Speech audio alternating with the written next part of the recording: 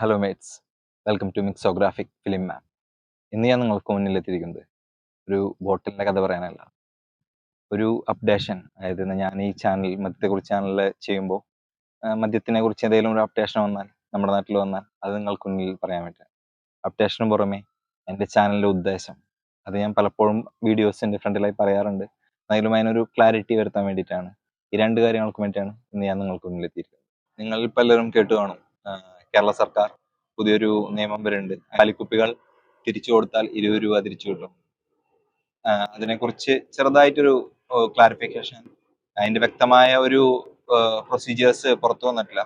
എങ്കിലും അത് വരാൻ പോകുന്നത് നല്ലതാണ്. അല്ലെ, പല ഏരിയയിൽ പോയാലും കാണാം നിറയെ കുപ്പികൾ വലിച്ചെറിഞ്ഞ് എടുക്കുന്നത്. അതിൽ നിന്നുള്ള ഒരു മാറ്റം നല്ലതാണ്. അതെ, കേരള സർക്കാർ പുതിയതായി കൊണ്ടുവന്ന ബോട്ടിൽസ്, empty ബോട്ടിൽസ് നമ്മൾ റിട്ടേൺ ചെയ്ത് കഴിഞ്ഞാൽ 20 രൂപ നമുക്ക് ലഭിക്കും. ആ ഒരു പദ്ധതിയെ കുറിച്ചാണ്. അതായത് നമ്മൾ മദ്യം ബീവറേജിൽ പോയിട്ട് മദ്യം വാങ്ങുമ്പോൾ അവർ നമുക്ക് 20 രൂപ അഡീഷണൽ ചാർജ് ചെയ്യും ബില്ലിന് പുറമെ. അത് നമ്മൾ തിരിച്ചു കൊടുത്താൽ നമുക്ക് ആ 20 രൂപ തിരിച്ചു കിട്ടുന്നതാണ്. അത് നടപ്പിലാക്കാൻ പോവുകയാണ്. സ്റ്റാർട്ട് ചെയ്യും. അതിന്റെ പ്രത്യേകത എന്താണെന്ന് വെച്ചാൽ, നമ്മൾ തരുമ്പോൾ, നമ്മൾ കുപ്പി വാങ്ങുമ്പോൾ അവരൊരു coupon, QR code scanning system ഇതുവരെ വന്നിട്ടില്ല, വരും.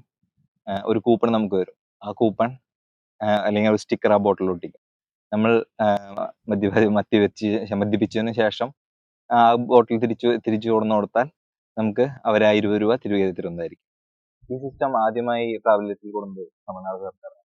തമിഴ്നാട് സർക്കാരിന്റെ പല ഭാഗങ്ങളിലും ഇപ്പോൾ ഈ സിസ്റ്റം നടന്നുകൊണ്ടിരിക്കുന്നത്. 97% ആൾക്കാരാണ് ബോട്ടിൽസ് റിട്ടേൺ കൊടുക്കുന്നത്. നമ്മുടെ നാട്ടിലും അതുപോലെ ആവുമെന്ന് വിചാരിക്കുന്നു. എനിവേ, എന്തായാലും നമ്മുടെ പൈസയാണ്, നമ്മൾ കൊടുത്തു വാങ്ങുന്നു. ബോട്ടിലുകളെല്ലാം തിരിച്ചെടുക്കുന്നതും നല്ലൊരു ശുചിത്വ കേരളത്തിന്റെ ഒരു ഭാഗമാണ്. എല്ലാവരും അതിനുവേണ്ടി സപ്പോർട്ട് ചെയ്യുക. നല്ലൊരു രീതിയാണ്. അതായത് തമിഴ്നാട്ടിൽ ഇപ്പോൾ QR സ്കാനിങ് എല്ലാം ആയി. നമ്മുടെ നാട്ടിലും വഴിയെ അതെല്ലാം വരുമെന്ന് വിചാരിക്കാം. 900 രൂപയിൽ കൂടുതലുള്ള മദ്യങ്ങൾക്ക് പുതിയ ഔട്ട്ലെറ്റുകൾ വരുന്നുണ്ട്. അതും ഈ അടുത്ത് തന്നെ പ്രാബല്യത്തിൽ വരും. അപ്പോൾ വില കൂടിയ ബ്രാൻഡുകൾ വരുമ്പോൾ നമ്മുടെ വീഡിയോ കണ്ട് നമ്മൾ സജസ്റ്റ് ചെയ്യുന്ന രീതിയിൽ ചില കോക്ടെയിൽസ് പരീക്ഷിച്ച് എങ്ങനെ അതിൻ്റെ ടേസ്റ്റ് ഉണ്ടെന്ന് വിലയിരുത്താനും കമൻ്റ് അടിക്കാനും മറക്കരുത്. അതാണ് ഞാൻ നിങ്ങൾക്ക് മുന്നിൽ ആദ്യമായി പറയാനുള്ളത്. രണ്ടാമതായി, ഈ ചാനലിൻ്റെ ഉദ്ദേശം തീർത്തും മദ്യപാനത്തെ പ്രോത്സാഹിപ്പിക്കാൻ വേണ്ടിയല്ല. മദ്യപാനം തികച്ചും ആരോഗ്യത്തിന് ഹാനികരമാണ്. മദ്യപാനത്തെ കുറിച്ച് പറയാന്ന് വെച്ചാൽ, നമ്മുടെ നാട്ടിൽ പലരും ഡെയിലി 1.5 അടിക്കുന്നവരുണ്ടാവും, ഷെയർ ഇട്ട് അടിക്കുന്നവരുണ്ടാവും. ഈ ഡെയിലി കുടിക്കുന്ന ഒരു രീതി ശരിക്കും നല്ലതല്ല. ആൽക്കോളിസം എന്ന് പറയുന്നത് ഒരു ഭയങ്കര ഒരു സംഭവമാണ്. സംഭവം എന്ന് പറഞ്ഞാൽ അത്ര ഒരു അവസ്ഥയാണത്. കാരണം ഞാനും കണ്ടിട്ടുണ്ട് പലരും മദ്യം കയ്യിൽ പിടിച്ച് കൈ വിറച്ച് ചുണ്ടിലെത്തുന്നവരെ ആ വിറയ്ക്കുന്ന കൈകൾ പലപ്പോഴും ഞാനും കണ്ടിട്ടുണ്ട്. ഈ ഒരു അവസ്ഥയിലേക്കൊക്കെ എത്തുന്നത് വളരെ ഒരു മോശമായ അവസ്ഥയാണ്. പിന്നെ നമ്മുടെ നാട്ടിൽ കുടിയന്മാരുടെ പ്രശ്നങ്ങൾ കേൾക്കാനും കുടിയന്മാർക്ക് വേണ്ടി സംസാരിക്കാനും ആരുമില്ല. കാരണം നമ്മളെല്ലാം കുടിയന്മാരാണ്. അങ്ങനെ അവരുടെ പ്രശ്നങ്ങൾ കേൾക്കാൻ തന്നെ ആരും തയ്യാറാവില്ല. അപ്പോൾ ഈ കുടിക്കുക എന്നുള്ളത് ആഘോഷങ്ങൾ, പൂരങ്ങൾ, അല്ലെങ്കിൽ വല്ല വിശേഷങ്ങൾ, ആ സമയത്ത് സന്ദർഭങ്ങളിൽ കൂട്ടുകാരായി ഒത്തുകൂടുമ്പോൾ, അല്ലെങ്കിൽ സന്തോഷ സന്ദർഭങ്ങളിൽ കുടിക്കുക. ഒരിക്കലും ദുഃഖ സന്ദർഭങ്ങളിൽ കുടിക്കാണ്ടിരിക്കുക. പിന്നെ നമ്മൾ പലരും അയ്യേ വേണ്ടായിരുന്നു, അല്ലെങ്കിൽ കുടിച്ചതിന് ശേഷം മോശമായി പോയി എന്ന് ചിന്തിക്കുന്ന ആൾക്കാരാണ്.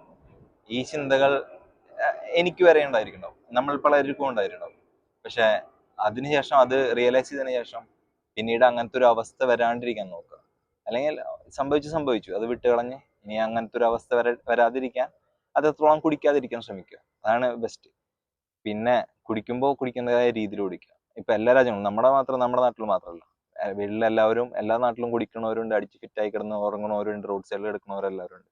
പക്ഷെ ഈ കുടിക്കണതിന്റെ ഉദ്ദേശം എന്ന് വെച്ചാൽ, വീട്ടിൽ പോയി വഴക്കുണ്ടാക്കി ഭാര്യമാരോട്, അല്ലെങ്കിൽ അമ്മയോട്, അല്ലെങ്കിൽ മക്കളോട്, ആ ഒരു രീതിയല്ല നമുക്ക് വേണ്ടത്.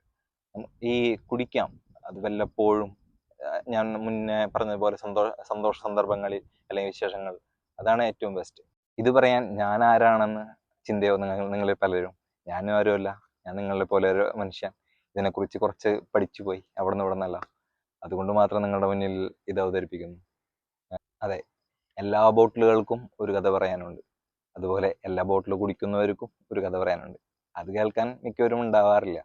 അപ്പോൾ കൂടിയിരിക്കുമ്പോൾ, നല്ല ഫ്രണ്ട്ഷിപ്പ്, നല്ല മൂഡിലിരിക്കുമ്പോൾ കഥ പറയാം. ആ കഥകൾക്കാണ് എന്നും കേൾക്കാൻ രസം ഉണ്ടാവുള്ളൂ.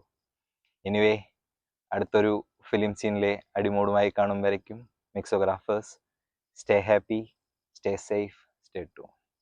Thank you.